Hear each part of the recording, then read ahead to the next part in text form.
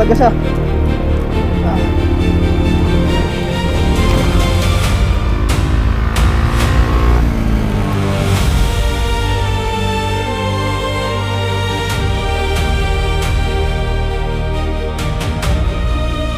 Worth it nga bang maituturing ang katumbas ng mga matarik, mabato, maputik, Okay ka lang, pre? biglang lusong, pabago-bagong panahon at makikitid na kalsada ng tinaguriang isa sa pinakasinik ngunit napakamapanganib na ruta sa dulong bahagi ng Benguet.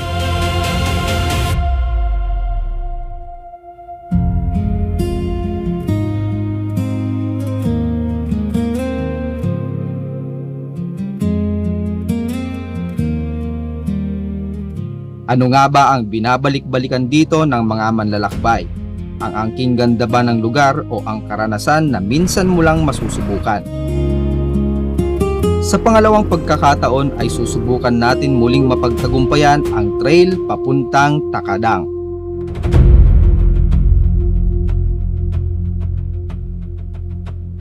Magka-camping sa tuktok ng isang biniyak na bundok at makakasaksi ng mga makapigil hiningang mga tanawin.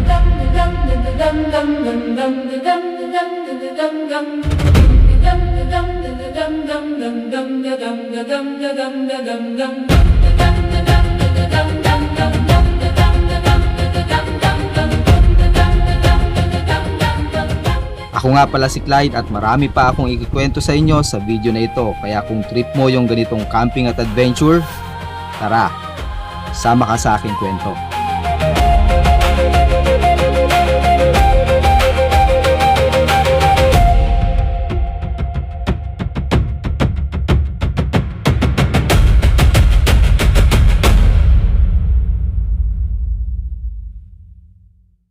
Andito ulit tayo ngayon sa Hibungan Benguet para balikan yung isa sa mga naging paborito at unforgettable nating moto camping adventure, ang ruta papuntang Barangay Takadang.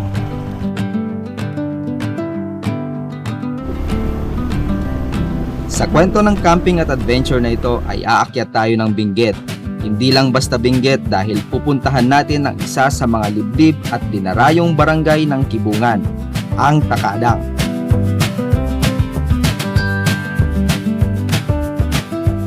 Dito sa marker na ito magsisimula ang aming adventure. Unang target namin ay ang Gate 1. Dito na naman tayo. This way to Takadang. Ito na yung simula. Pero ando pa yung pinaka unang gate. Mula dito ay rough road na ang kalsada at iilan na lang ang mga simentado, kaya kailangan na naming magdoble ingat, lalo na at may mga matatarik at biglang lusong na parte ng trail.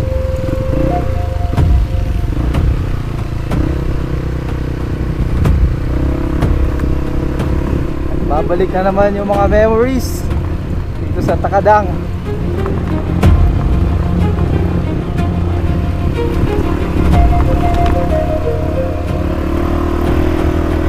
Time check ngayon ay 5:30 ng hapon. Hindi naman namin tatagusin to ngayong araw eh. Hanap lang kami ng magiging spot namin dito. At may bibisitahin lang din kami yung kaibigan dito. Para bukas ng umaga, doon natin itutuloy yung trail natin dito sa Takadang hanggang doon sa pinakadulo kung aabutin. 3 araw na adventure at 2 gabing camping sa isa sa pinakamalamig na lugar dito sa Pilipinas. Kilala ito sa isa sa mga challenging na ruta na may mga rewarding na view ng mga kabundukan, kaulapan at kung papala rin ay masasaksihan mo rin dito ang tinatawag nilang Crying Mountains.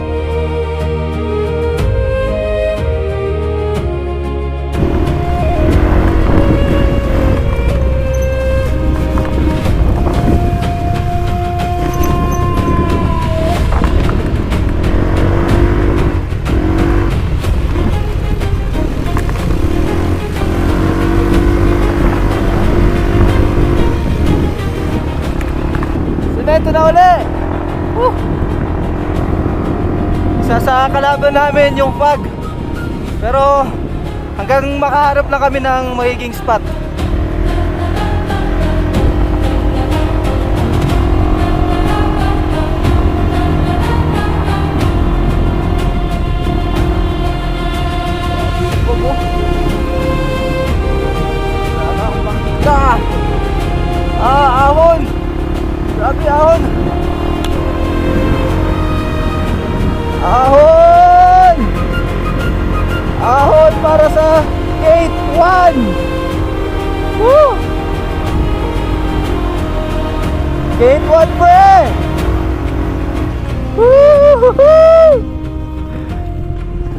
Gate 1, okay na to. Hanggang dito na lang tayo, pre.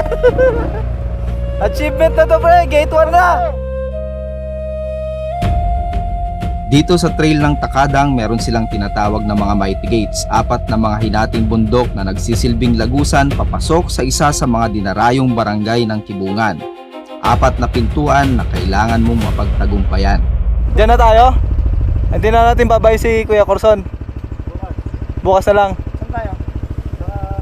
Gusto mo puntahan? Para makapagpaalam sana. Malapit lang naman, di ba? Tara.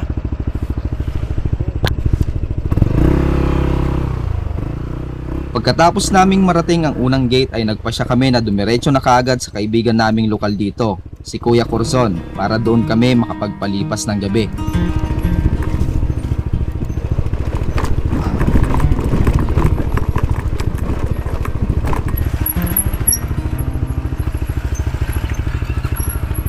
Buti lang, nagpalit ako ng mga brakes. Kuya Corson. Kuya Corson. Mukhang walang tao, pre. Nakapadlock eh. Dahil pabigla-bigla ang buhos ng ulan ay naglatag na kami ng aming mga cot tent habang hinihintay si Kuya Corzon.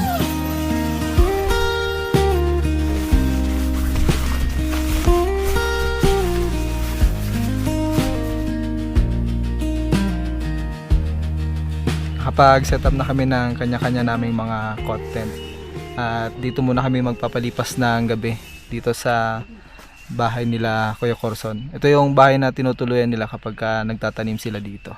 Pero ngayon ay wala sila, siguro ay bumaba na dun sa pinaka bahay talaga nila kung saan sila natutulog at tumutuloy talaga. Ito kasi ay tinutuluyan lang nila kapag medyo sunod-sunod yung kanilang gawa dito sa mga pananim nila. Sinasabi ko pa na bukas na kami magpapaalam kapag pumunta dito. Pumesto na kami, Kuya Corzon, pasensya na. Doon dapat kami sa taas, bigla kasi umulan. Wala kami masilungan. Kalaunan ay dumating naman kagad si Kuya Corzon na galing pala sa pagkumpuni ng kanilang tubigan. Kapangan. Kailan? Mabuti at nandito pala si Kuya Corzon. Mahingi alam na tayo dito sa kanilang lutuan. Painit lang tayo ng tubig. Para meron tayong pangkape at saka yung shirataki rice natin. Ito rin naman yung gagamitin natin. Ito na yung shirataki dry rice.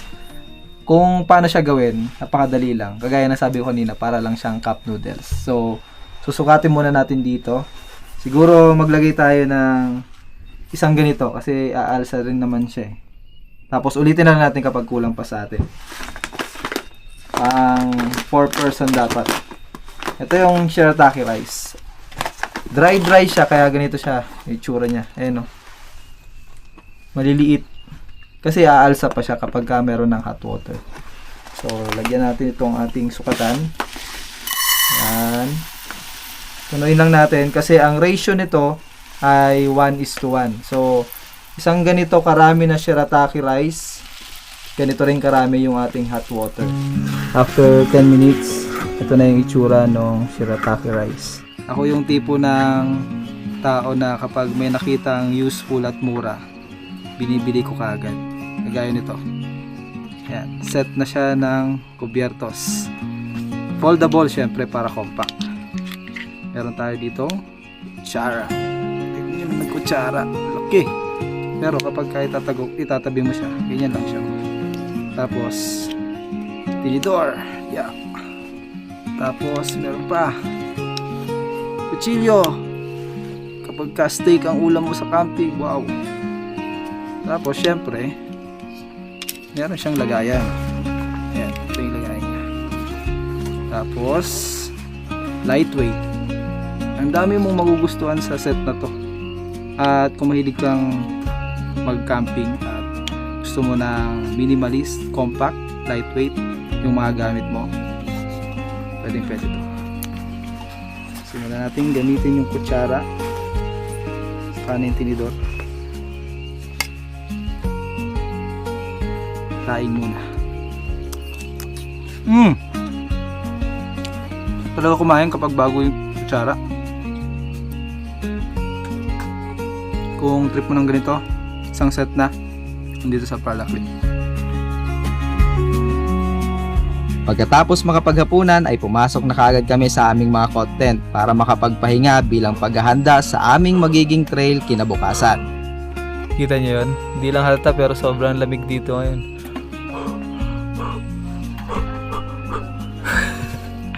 Lumalabas yung usok sa bibig ko. Pero ready naman tayo sa mga panlamig natin. Sana ay enough yung dala natin. Meron tayo ditong jacket na fleece, yung long sleeve, tapos ito. Tapos yung pinaka last na backup natin ay yung kapote. Yeah, sure na masarap ang tulog natin ngayon dito sa ating content.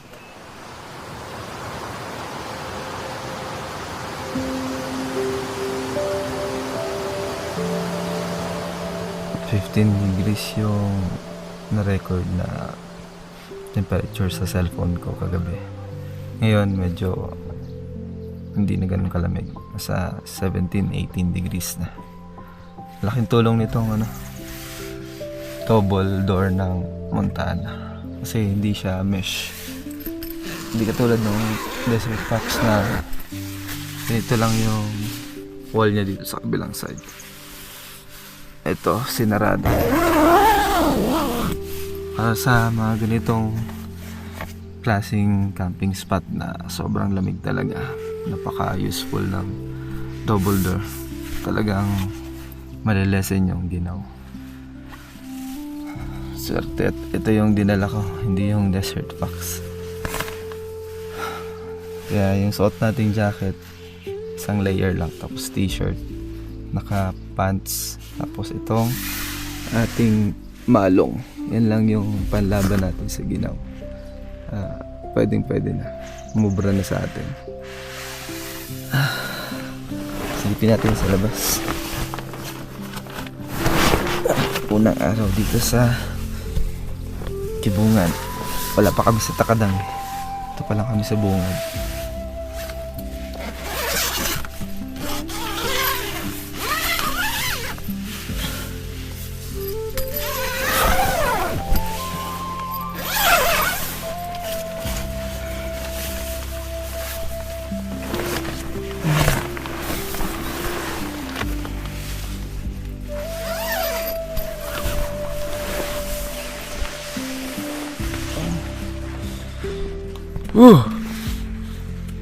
Uy, may araw na kagad. Good morning! Ay, grabe. Gininaw kayo? Hindi kasi kayo naka-double door eh. Ay, mga kasama natin, no? May emergency blanket na yung pinuksan mo. Hindi kaya? Ayun sinasabi ko. Yung sinasabi ko na advantage ng Montana kasi double door yun eh. Sa kanila kasi naka-mesh lang yung gilid nila. Tignan mo yung suot natin. Isang layer lang na jacket Solve na. Samantala yung mga kasama natin. Pati kapote sinuot mo na pre. Meron pa yan sa loob na. May popper jacket pa.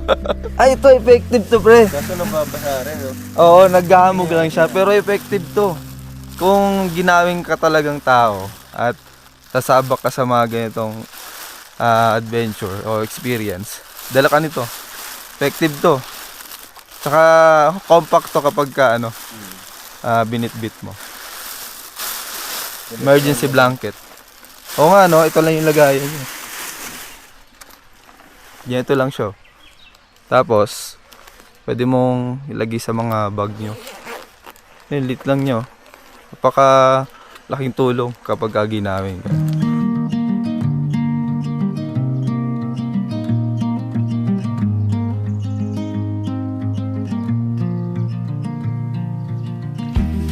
Ang mahiwagang kape ni Kuya Corzon. May tikman uli natin. Amoy pa lang, sarap. Pero ako hindi ko na nilalagyan ng ng asukal. Gusto ko talaga yung pure na lasa ng kape.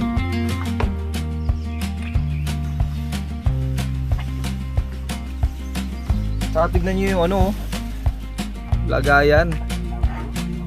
Sino bang magsasabing hindi masarap yung kape kapag ganito yung lagayan, no? Baka old school. Kape tayo. Sakto, pasikat na yung araw. Perfect para sa ating brewed coffee ni Kuya Corzon. Bango talaga. Init pa.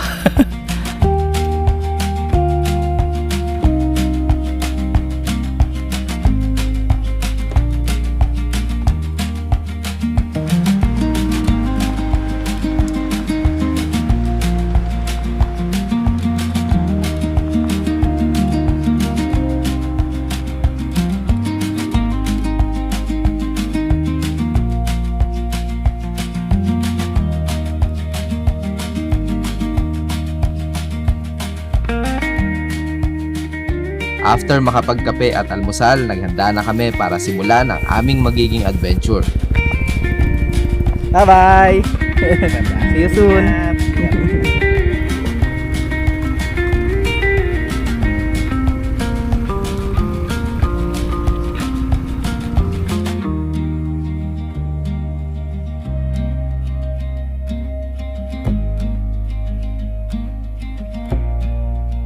Unang misyon namin sa araw na ito ay marating ang pangalawang Mighty Gate ng Takadang. Ito ang pinakaunang part ng trail na talagang susubukin ka.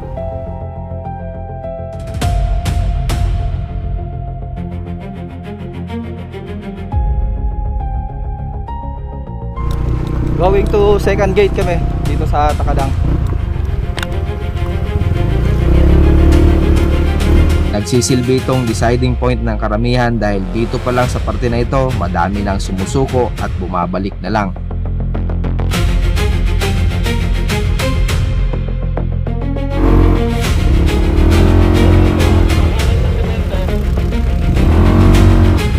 Takit lang.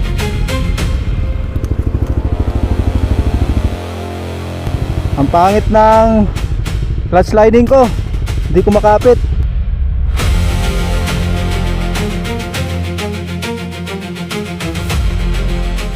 May problema sa panggilid ko.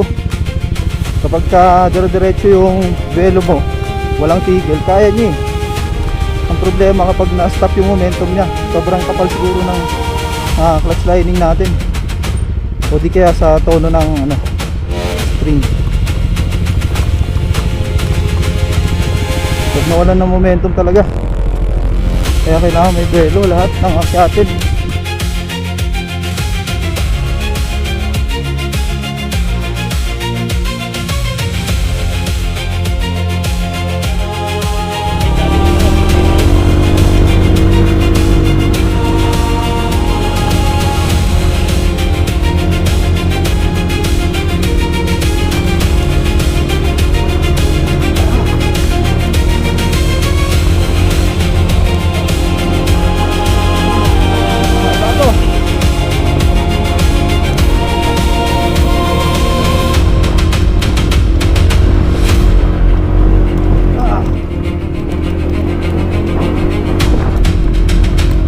Diretso ako, mabibitin.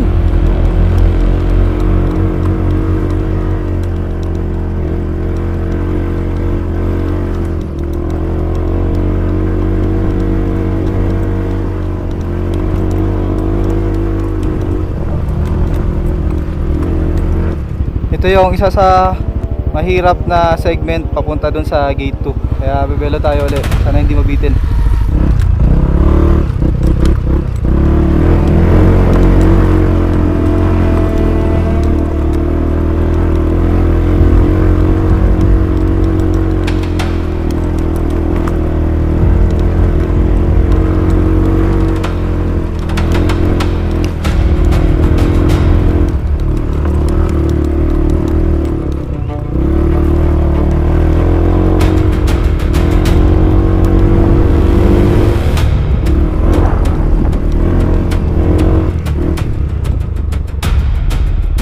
Lapit na tayo.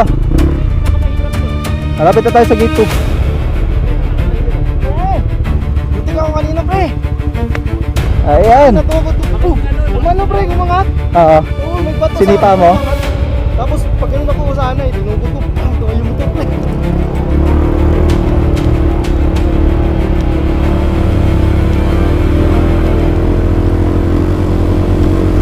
Pre, daan ako, pre, daan ako.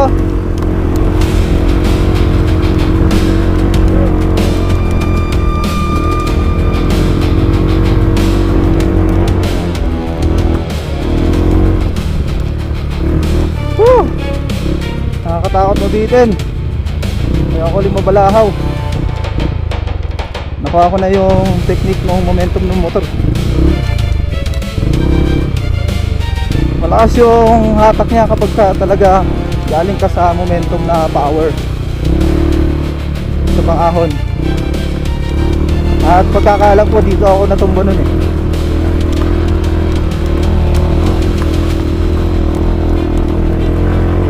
Itong part na to press pa sa memory ko. Ah.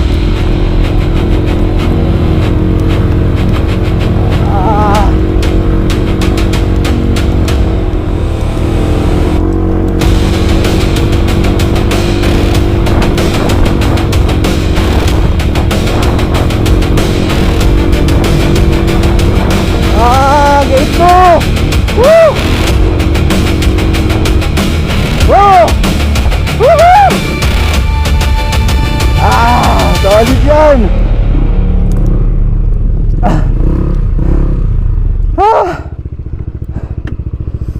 Solid dahon!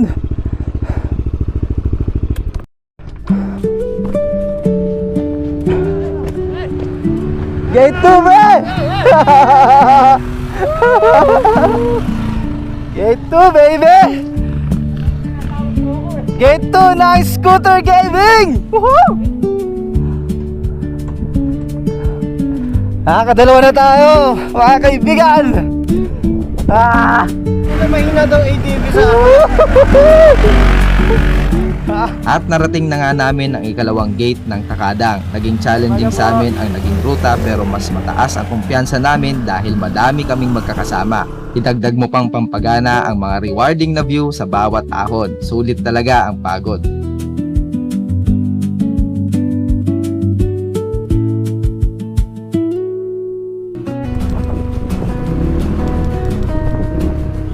Point at a nowhere town, say this is the road I want most.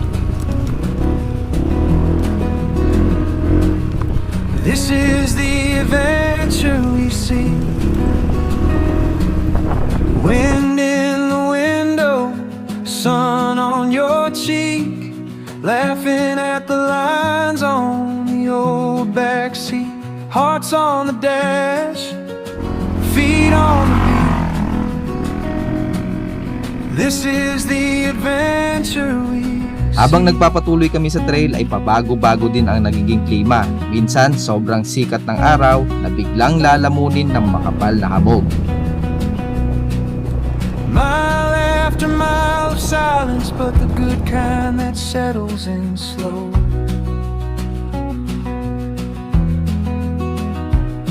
Your hand out the window, waving at every field we'll never know.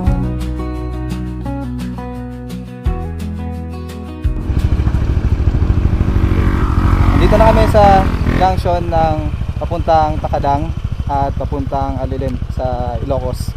Ito yung maghihiwalay na kalsada para dito sa bandang kaliwa, pag galing kayo dun sa trail, makakapunta kayo ng Takadang, at dito naman sa kanan yung papuntang Ilocos. Pero medyo ano dito nalimaw yung trail kaya hindi kaya ng scooter siguro. Hindi ko sure. Wala pang nakikita na nakatagos na scooter dyan. Pero medyo nalalapit na kami sa aming gustong mangyari. Nandito na kami sa almost half. Feeling ko half na to Ito na yung signage Ano na lang to? Kompleto pa naman kami. Okay pa yan. Ito yung isang Honda ADV. Tapos ito yung sa atin, yung ating Adventure NMAX. Ano pre, okay pa yung scooter natin dyan pre? Parang amoy clutch na pre. Pero kaya pa. Ahon pa yan. Ito yung isa pang scooter. Honda ADV din. Tapos ito si Jason yung naka trail bike natin. Yun. Tapos ito yung isa pang nating scooter na kasama. Honda ADV din. Ba't ang hilig nyo sa Honda ADV? Motor ni Mrs. Bawal ibagsak. Ay si Maki, ilang beses na nakakit dito yan. Ayan yung mga scooter na kasama natin. At tayo ay naka-scooter din. Let's go, takadang!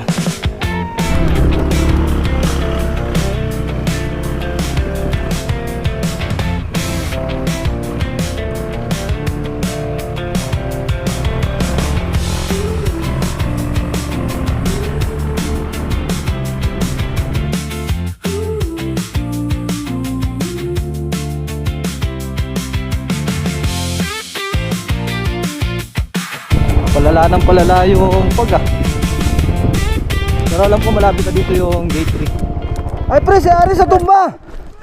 Nasa kabila agad. Wait lang. Take 3.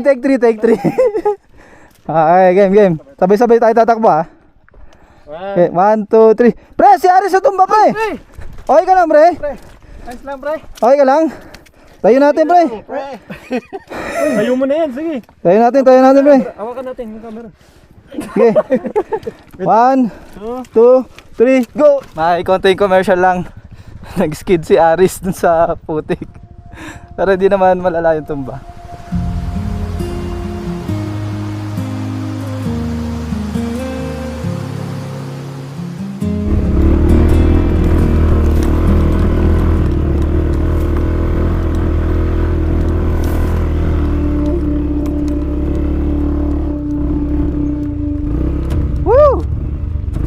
Muling nagbabalik dito sa ating naging spot.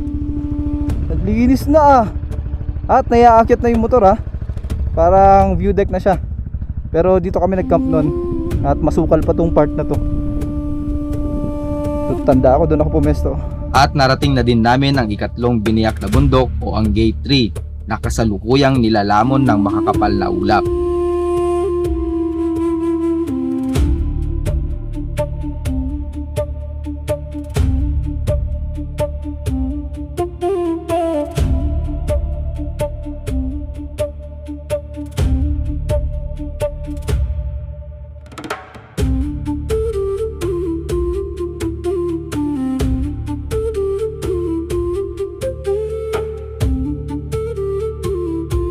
Hindi natin makita yung pinakababa.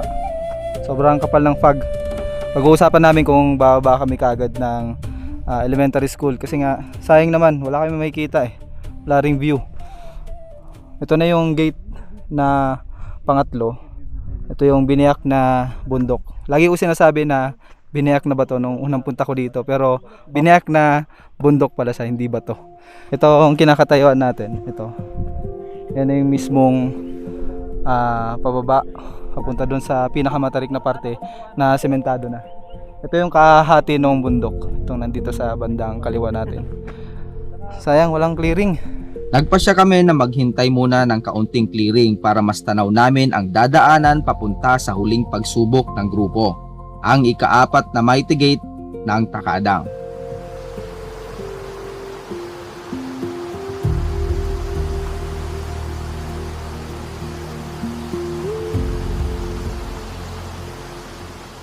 Medyo meron ng clearing kaya saktong-sakto tapos namin mananghalian. Tatapusin na natin hanggang gate 4 at hanggang dun sa school. Ayan na yung ruta, nagpakita na uli. Let's go. Tara, balik uli tayo dito sa spot na to. Dito tayo magka-camping. Dito tayo mag-set up ng ating mga content.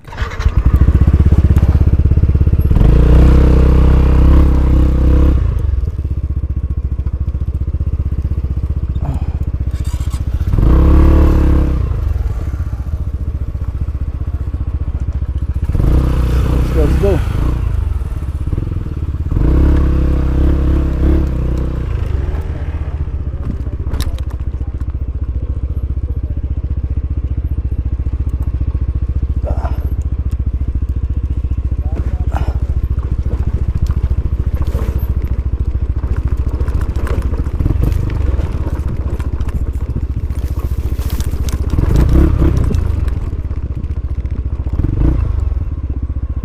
Ito na yung tagos ng gate 3. Ito yung biniyak na bundok.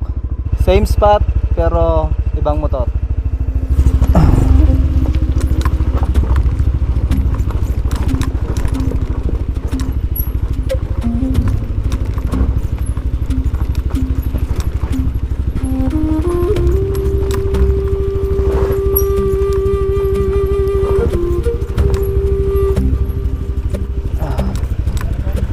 Sige pre.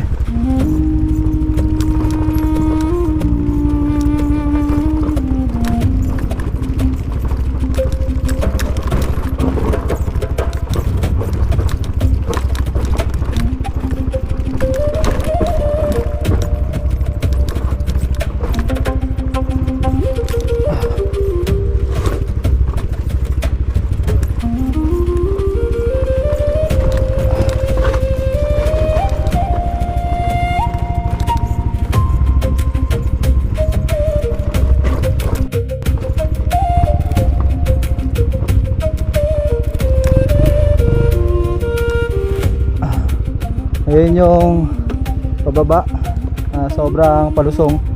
Tapos may isa pa uli dito. Tapos ahon na hanggang gate 4. Ayun yung sementado na. Yun yung pinakamahirap na part dati, pero ngayon sementado na. Babain natin para ma-visualize nyo lang sa mga hindi pa nakakit dito. Ayun yung gate 3. Tapos ito yung pababang kalsada na medyo sementado na rin. Tapos yung motor natin, doon tayo pupunta sa bilang sementadong kalsada. Sobrang palusong na kalsada to.